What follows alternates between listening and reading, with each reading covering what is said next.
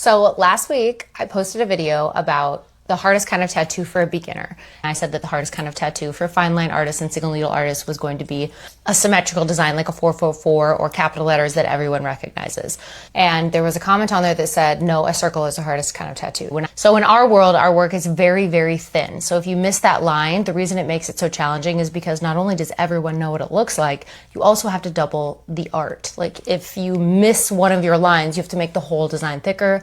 And people aren't coming to us for thick designs, they're coming to us for single needle and fine lines. So I totally understand why you would think that if you're a traditional artist, because when you guys execute designs, typically you are going to do the circle in one full pass. When you're a fine line artist or a single needle artist, you actually don't do a circle like this in a full pass. The only time you would ever do a circle in one full pass is if it was literally tiny, like things smaller than a grain of rice.